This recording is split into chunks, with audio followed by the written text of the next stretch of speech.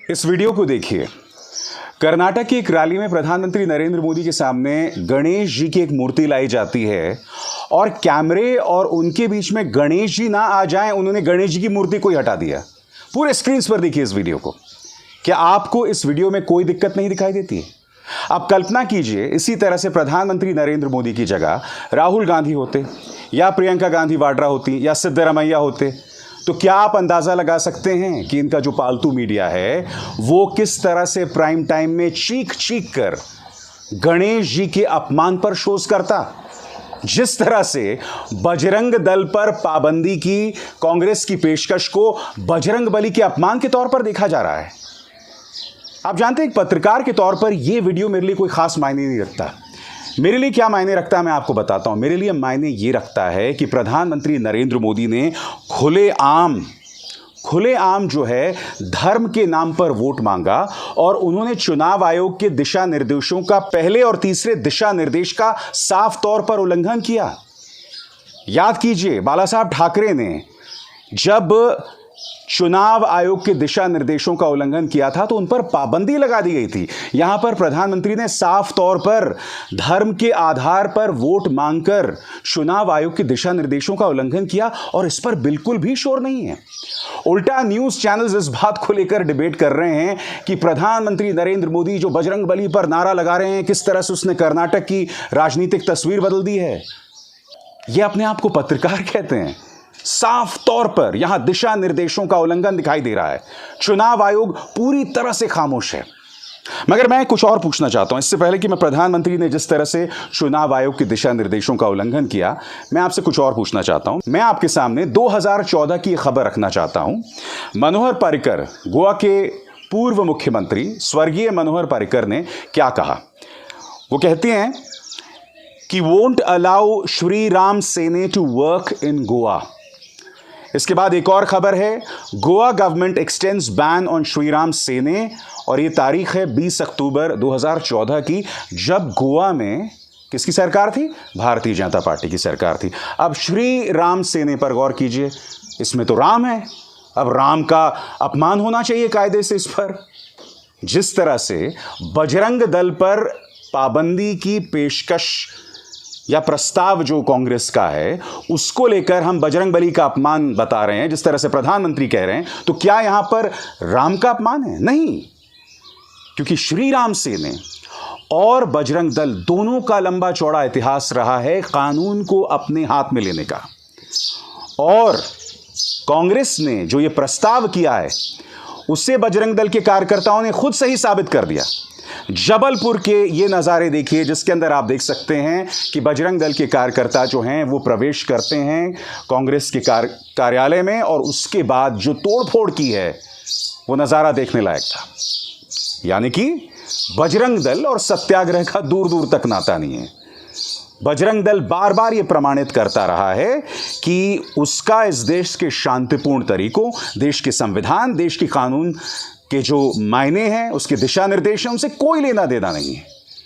और बजरंग दल ने फिर प्रमाणित कर दिया है कि वो एक अराजक संस्था है और इसके अलावा कुछ नहीं। अब आप बताइए, इन तमाम मुद्दों पर बहस होनी चाहिए या नहीं होनी चाहिए? बहरहाल श्रीराम सेने पर कांग्रेस ने भारतीय जनता पार्टी को आड़े हाथों लिया है। उन्होंने ये मुद्दा उठाया है और उन्होंने कहा कि अगर हम बजरंग दल पर पाबंदी की बात कर रहे हैं तो उससे बजरंग बली का अपमान नहीं है, जिस तरह से श्रीराम सेने पर पाबंदी जो है वो राम का अपमान नहीं है। सुनिए क्या कह रहे हैं Pawan Khera. I want to remind you all, I suddenly remembered 2009 Goa, mister Parrikar was the chief minister. He banned Ram Sena. 9 and then 14 it was again extended. So was it an insult of Lord Ram? What is the Prime Minister talking about?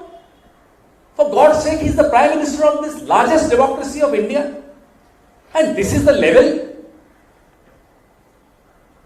So if BJP betrays Shiv Sena in Maharashtra, is it an insult to Lord Shiva?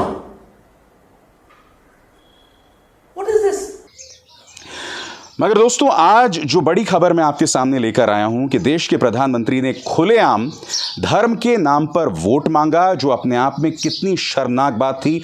तमाम हदों को उन्होंने पार कर दिया। और मैं आपको बतलाना चाहता हूं कि प्रधानमंत्री ने कर्नाटक में क्या कहा। सबसे पहले आपके स्क्रीन पर यह खबर, जिसे आपको पढ़ना चाहिए। कर्नाटक गाली देने वाले लोगों को माफ नहीं करेगा, जय बजरंग बली का नारा लगाइएगा और भाजपा को वोट देना। मगर इसमें प्रधानमंत्री ने जिस तरह से चुनाव आयोग के दिशा निर्देशों का उल्लंघन किया, वो आप नहीं देखेंगे। आगे देखिए उन्होंने दरअसल कहा क्या, जो मैं आपको पढ़ के सुनाना चाहता हूं। प्रधानमंत्री मोदी ने उत्तर कन्नड़ जिले के अंकोला के हट्टिकेरी में एक चुनावी रैली को संबोधित करते हुए कहा, कर्नाटक गाली देने वालों को ऐसे ही नहीं छोड़ेगा। क्या आप उन्हें सजा देंगे? जय बजरंग बली का नारा लगाएं और पोलिंग बूथों पर भाजपा के लिए बटन दबाएं। प्रधानमंत्री मोदी ने कहा, हमारे पास राज्य के विकास के लिए एक दृष्टिकोण है। कांग्रेस ने लोगों का विश्वास खो दिया है। चुनाव आयोग पूरी तरह से खामोश है और बार बार खामोश है। याद कीजिए के.एस. ईश्वरप्पा ने क्या कहा था। उन्होंने कहा था कि हमें मुसलमान वोटों की जरूरत नहीं है। याद कीजिए देश के गृह मंत्री ने क्या कहा था। उन्होंने कहा था कि कांग्रेस जैसे ही सत्ता में आएगी दंगे शुरू हो जाएंगे। और ये बात कौन कह रहा है? ये बात इस देश के गृह मंत्री कह रहे हैं। ये तमाम बयानात जो हैं वो भड़काऊ बयान हैं, मगर चुनाव आयोग पूरी तरह से कुंभकर्णी निद्रा में है। क्यों? और दूसरी तरफ प्रियांक खड़गे, जो कि मल्लिकार्जुन खड़गे के बेटे हैं, उन्होंने प्रधानमंत्री के लिए नालायक शब्द का इस्तेमाल किया, जो मेरे हिसाब से असंसदीय हो सकता है, नहीं करना चाहिए। मगर एक गाली नहीं है, भड़काऊ नहीं है, और चुनाव आयोग ने उन्हें बाकायदा इस पर नोटिस भेज दिया। आप देख रहे हैं दोस्तों कि व्यवस्था किस तरह से पूर्णतः पक्षपाती है। न्यूज चैनल्स सवाल नहीं करते प्रधानमंत्री नरेंद्र मोदी से, साफ तौर पर चुनाव आयोग के दिशा निर्देशों का उल्लंघन कर रहे हैं। बहरहाल मैं जानता हूं आप लोग सवाल पूछ रहे होंगे, भाई कौन से दिशा निर्देश का उल्लंघन कर दिया प्रधानमंत्री ने। तो चलिए हाथ कंगन को आरसी क्या, आपके सामने दोस्तों ये हैं चुनाव आयोग के दिशा निर्देश जो आपके स्क्रीन पर हैं। मैं आपको पढ़ के सुनाना चाहता हूं कि भारतीय निर्वाचन आयोग में जो साधारण आचरण का पहला और तीसरा बिंदु क्या कहता है, उस पर गौर कीजिएगा। किसी दल या अभ्यर्थी का ऐसा कोई कार्य नहीं करना चाहिए जो विभिन्न जातियों और धार्मिक या भाषाई समुदाय के बीच विद्यमान मतभेदों को बढ़ाए या घृणा की भावना उत्पन्न करे या तनाव पैदा करे।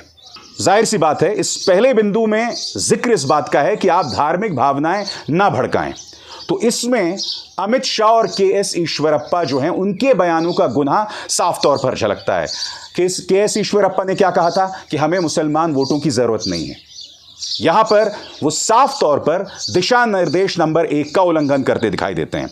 अब मैं दिशा निर्देश नंबर 3 पर आपका ध्यान खींचना चाहूंगा, जिसे प्रधानमंत्री ने सीधे तौर पर जिसका वायलेशन किया है। वोट हासिल करने के लिए जातीय या सांप्रदायिक भावनाओं की दुहाई नहीं दी जानी चाहिए। मस्जिदों, गिरजाघरों, मंदिरों या पूजा के अन्य स्थानों का निर्वाचन प्रचार के लिए मंच के रूप में प्रयोग नहीं किया जाना चाहिए। गौर कीजिएगा, तीसरे बिंदु की पहली पंक्ति पर वोट हासिल करने के लिए जातीय या सांप्रदायिक भावनाओं की दुहाई नहीं दी जानी चाहिए। प्रधानमंत्री कह रहे हैं कि बजरंग बली का नारा लगाइए और बटन दबाइए। आप मुझे बताइए, यह चुनाव आयोग का दिशा निर्देशों का उल्लंघन है या नहीं है? अगर इस चुनाव आयोग की रीढ़ होती ना, तो प्रधानमंत्री पर के प्रचार पर पाबंदी लग जाती। मगर फिर ये वो चुनाव आयोग है। आपको याद होगा प्रधानमंत्री नरेंद्र मोदी ने 2019 के लोकसभा चुनाव हुए थे, खुलेआम कहा था कि क्या आपका पहला वोट मित्रों पुलगामा पे मिल सकता है क्या? पुलगामा नहीं, पुलवामा। तो साफ तौर पर प्रधानमंत्री ने किया। चुनाव आयोग के दिशा निर्देश थे कि पुलवामा का इस्तेमाल वोट्स के लिए नहीं किया जाएगा, मगर प्रधानमंत्री कर रहे थे। याद कीजिए अमित शाह ने उस वक्त क्या कहा था कि राहुल गांधी वायनाड इसलिए चले गए हैं क्योंकि वहां पर वो मुस्लिम बाहुल क्षेत्र है, जो तथ्यात्मक तौर पर गलत बयान है। ऊपर से धर्म का इस्तेमाल यहां पर भी किया जा रहा है वोट्स के लिए। बीजेपी के नेता बार बार ऐसा करते हैं, लगातार ऐसा करते हैं, मगर इन पर कोई पाबंदी नहीं है, इन पर कोई अंकुश नहीं है, जो अपने आप में कितना दुर्भाग्यपूर्ण है। मैं फिर आपको याद दिलाना चाहता हूं, बाला साहब ठाकरे पर पाबंदी लगा दी गई थी भड़काऊ बयान देने को लेकर, मगर वो ज़माना कुछ और था। तब चुनाव आयोग की रीढ़ हुआ करती थी। और आप जानते हैं सबसे शॉकिंग बात यह है कि मैं आपको याद दिलाना चाहूँगा कि हाल ही में चुनाव आयोग को लेकर कुछ अहम फैसले सुप्रीम कोर्ट ने किए थे। उन्होंने क्या किया था कि जो चुनाव आयुक्तों का जो सिलेक्शन है, चयन प्रक्रिया, उसे बदल दिया था। अब पैनल में होंगे प्रधानमंत्री, नेता विपक्ष और चीफ जस्टिस ऑफ इंडिया। और आपको याद होगा जब जिरह चल रही थी तो 2-3 बातें चुनाव आयोग ने कही थी। पहली बात कि हमें ऐसा चुनाव आयोग चाहिए जो प्रधानमंत्री भी अगर अपनी तरफ से कोई उल्लंघन करें तो वो प्रधानमंत्री से सवाल करे। हाथ कंगन को आरसी किया प्रधानमंत्री ने। मैंने आपको पढ़ के सुनाया कि एस ईश्वरप्पा, अमित शाह और देश के प्रधानमंत्री ने कोड ऑफ कॉन्डक्ट 1 और 3 का क्लियर वायलेशन किया है। कौन बात कर रहा है भाई? किसकी हिम्मत है? कोई कर सकता है? बताइए। और दूसरी तरफ बजरंग बली का नाम बजरंग दल से जोड़ा जा रहा है। मैं आपको बजरंग दल की शख्सियत बता चुका हूं।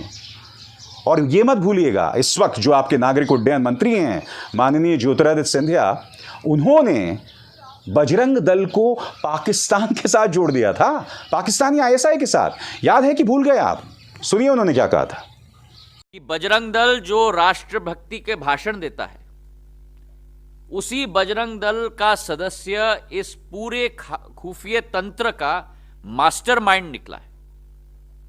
और इसका सही मतलब है कि जो मुंह में राम कहते हैं और बगल में छुरी रखते हैं, इसका सबसे बेहतरीन उदाहरण यह निकला है। तीसरा शख्स है बलराम सिंह। बजरंग दल संस्था का यह सदस्य है और यह इस पूरी जासूसी नेटवर्क का पूरी तरह से मास्टरमाइंड है। सारा फंड फ्लो, राशि इन जासूसों को इस शख्स के द्वारा दी जाती थी। जम्मू कश्मीर में आतंकियों को भी राशि इस शख्स के द्वारा दी जाती थी। और आईएसआई के द्वारा स्थापित बैंक अकाउंट से विदेशी मुद्रा भी इसी शख्स को दिया जाता था, जासूसों को दिया जाने के लिए। बलराम सिंह ने अनेक बजरंग दल के कार्यकर्ताओं के नाम पर अनेक खाते खोले, जिसके आधार पर आईएसआई की राशि इन जासूसों को दिया जाता है। तो प्रधानमंत्री से मेरा यही सवाल, बजरंग बली, राम, इस पर दोहरे मापदंड को त्यागिए। ये चुनाव है, धर्म का इस तरह से साफ इस्तेमाल ना हो, दोहरे मापदंड ना हो और भड़काऊ बयान ना दिए जाएं। मगर साफ तौर पर बीजेपी की बौखलाहट दिखाई दे रही है। अब मैं जानता हूं आपके जहन में एक सवाल होगा और वो सवाल ये होगा कि क्या ये जो बजरंग बली का मुद्दा उठ रहा है, क्या कांग्रेस को इससे नुकसान होगा? तो मेरा जवाब सिर्फ इतना है कि कायदे से बीजेपी को मुद्दों पर घेरना चाहिए। और वो मुद्दे कौन से हैं? 40% कमीशन जो प्रियंका गांधी वाड्रा लगातार कर रही हैं, 40% कमीशन की सरकार, मुद्दे, बेरोजगारी, इस पर घेरना चाहिए। बेवजह बजरंग दल या बजरंग बली वाले मुद्दे पर ध्यान खींचने की जरूरत नहीं है। मसलन डीके शिव कुमार का ये बयान जो आपके स्क्रीन पर है, मेरे हिसाब से ये पूरी तरह से गलत है और ये बीजेपी को मौका दे रहा है कहीं ना कहीं बजरंग बली के मुद्दे को चुनावी तौर पर इसका इस्तेमाल करने के लिए। डीके शिव कुमार क्या कह रहे हैं? अगर कर्नाटक में कांग्रेस जीतती है तो हम राज्य भर में हनुमान मंदिर बनाएंगे। इसके लिए एक स्पेशल बोर्ड बनाया जाएगा जो हनुमान मंदिर का निर्माण और देखरेख सुनिश्चित करेगा।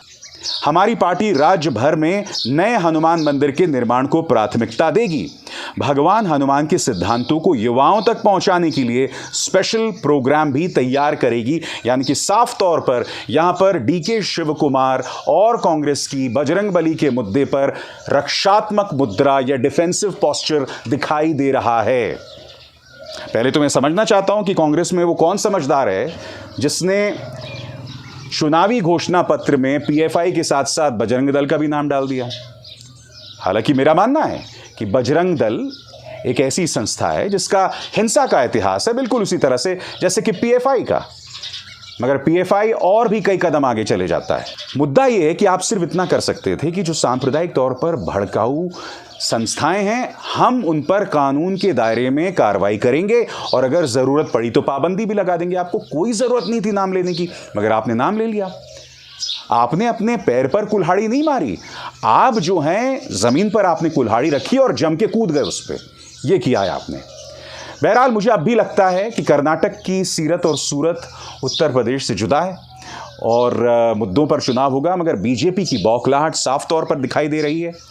मीडिया उनसे सवाल नहीं कर रहा है। ये देखिए, केरल स्टोरी पर बहस हो रही है। मैं आपसे पूछना चाहता हूं दोस्तों, कल 2 खबरें थी। प्रधानमंत्री नरेंद्र मोदी जिस तरह से चुनावी आचार संहिता का उल्लंघन कर रहे हैं, और दूसरी बात, हमारी महिला खिलाड़ियों पर जो जोर आजमाइश दिल्ली पुलिस ने की थी। प्राइम टाइम बुरी तरह से न्यूज चैनल्स के प्राइम टाइम पर इस पर चर्चा की जानी चाहिए थी, मगर डिबेट किस बात पर हो रहा था? बजरंगबली पर या केरल स्टोरी नाम की उस फिल्म पर जो आपको आधी अधूरी जानकारी पेश कर रहा है, जिसने अपने टीजर में तो कहा था कि 32,000 केरल की लड़कियां ISIS में शामिल हो गई, मगर जैसी फिल्म रिलीज होने लगी तो वो 32,003 लड़कियां हो गई। इस तरह से फिल्मों का भी इस्तेमाल किया जाता है प्रोपेगेंडा के लिए। मगर आज मुद्दा वो नहीं है। आज मुद्दा यह है कि देश के प्रधानमंत्री ने एक बार फिर संवैधानिक संस्थाओं का अपमान किया है, उसकी अनदेखी की है और चुनाव आयोग हमेशा की तरह खामोश है। वो क्या कहा था किसी ने? शर्म तुमको मगर आती नहीं। अभिसार शर्मा को दीजिए इजाजत।